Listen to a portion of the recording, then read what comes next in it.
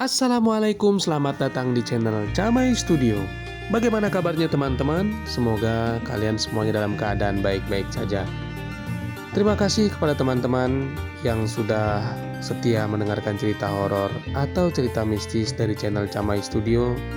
Mimin doakan semoga dirinya selalu dijaga kesehatannya, dilancarkan rezekinya, dan dimudahkan segala urusannya.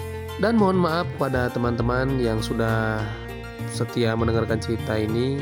Mimin tidak update selama 2 bulan karena ada kesibukan lainnya. Sebelumnya Mimin mengucapkan minal aidin wal faidin, mohon maaf lahir dan batin.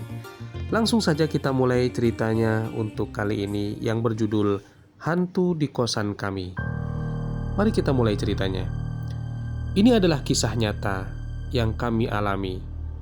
Aku bernama Yuri dan 2 orang temanku, yaitu Rindi dan Sonia, kini sedang melaksanakan magang di sebuah perusahaan terkemuka di Pekanbaru. Kami adalah siswi kelas 2 sebuah SMK swasta. Untuk menghemat biaya transport, maka kami mencari kosan yang dekat dengan tempat magang kami. Pada awal kami menempati kamar kos ini, kami tidak merasakan ada hal-hal aneh yang terjadi. Namun, waktu ibu kos pernah bilang, entah bercanda atau serius, aku pun tak tahu pasti. Beliau bilang bahwa kosan ini memang ada penunggunya. Karena mengira ibu kos hanya menakut-nakuti kami, maka kami pun tak ambil pusing. Kosan kami itu sendiri berada di lantai 3, yaitu lantai paling atas.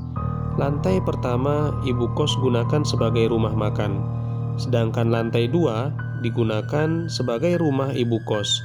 Menurutku, lantai 2 inilah ruangan yang paling ngeri karena hanya sedikit bagian yang digunakan sebagai kamar, sedangkan sebagian besar dibiarkan kosong.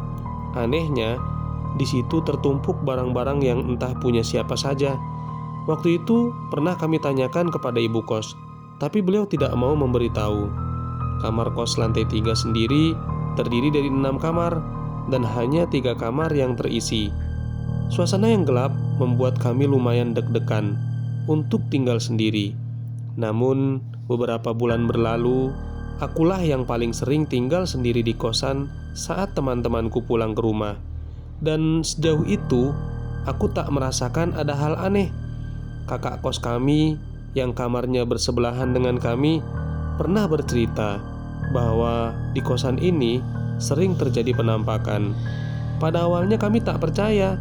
Namun setelah mereka pindah, suasana bertambah sepi dan mengerikan.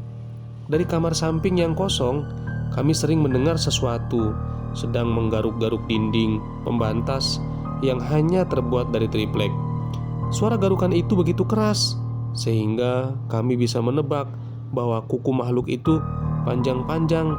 Hal itu sering terjadi tak peduli siang ataupun malam. Puncaknya, kami pun sering ketakutan, apalagi saat kami hanya bertiga di kosan itu. Aku merasa jauh lebih ketakutan saat Sonia menceritakan pengalaman yang menakutkan. Kejadian itu terjadi saat Sonia akan mandi. Kamar mandi itu sendiri lumayan jauh dari kamar kami. Untuk sampai ke sana harus melewati beberapa kamar kosong. Sebelum kejadian ini, dia memang sering mandi malam. Waktu sudah menunjukkan pukul 9 malam saat dia mengambil handuk dan berjalan ke kamar mandi. Di dekat kamar mandi itu terdapat sebuah jendela kaca. Dia bercerita bahwa ia melihat sesosok genderuwo yang menatap tajam ke arahnya lewat jendela itu. Matanya yang merah memperhatikan dengan sangat tajam. Bisa kalian bayangkan seberapa besar dan tingginya makhluk itu, hingga kepalanya saja tampak di jendela lantai 3 kamar kami. Gara-gara takut, akhirnya Sonia tak jadi mandi.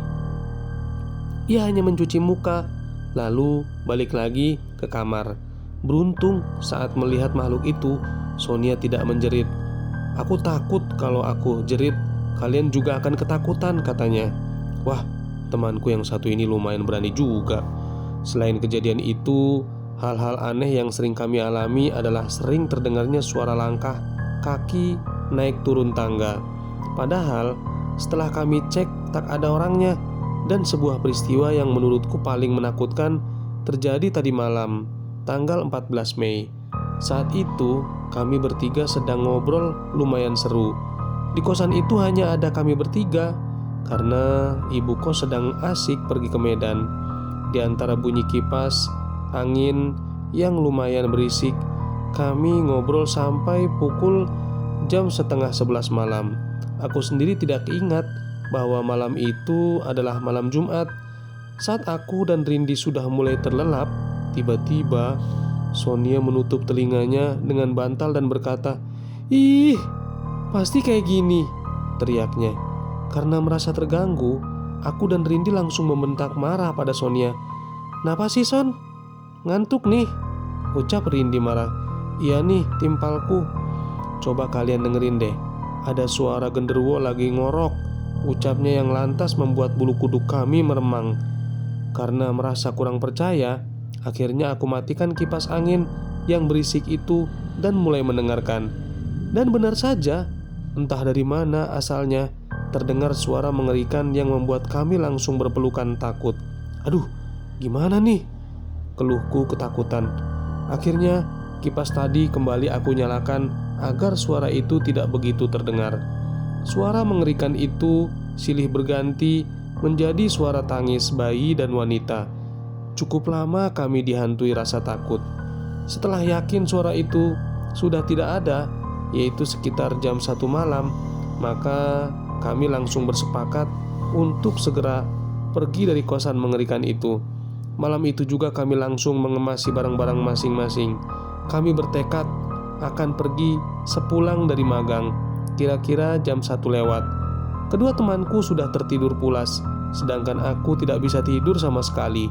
Kembali aku dihantui rasa takut saat tepat di depan kamar kami terdengar gaduh yang datang tiba-tiba entah dari mana. Aku takut banget dan rasanya kepingin bangunin teman-temanku, tapi aku kasihan kepada mereka yang baru saja tertidur. Jadilah aku ketakutan seorang diri. Pada pukul jam 4 pagi, akhirnya aku tertidur setelah mengalami peristiwa menakutkan itu. Pagi harinya, saat tiba di kantor, kami bercerita kepada bos kami dan beliau berkata, "Tadi malam kan malam Jumat Kliwon." Dek, kami baru ingat, ternyata tadi malam memang malam Jumat Kliwon. Hari itu aku pulang lebih dulu karena temanku masih ada tugas. Aku segera bersiap karena cowokku akan segera menjemput untuk membawaku pergi dari tempat yang sangat angker itu. Itulah sekilas kisah yang kami alami di masa pertama kami jauh dari orang tua. Bagaimanapun, ini adalah sebuah pengalaman yang berharga untuk kami. Terima kasih kepada teman-teman yang sudah mendengarkan cerita ini sampai selesai. Hikmah dari cerita ini, kalau kita menempati tempat yang baru, janganlah lupa kita untuk berdoa kepada Tuhan yang Maha Esa agar supaya kita dilindungi oleh makhluk yang tak kasat mata.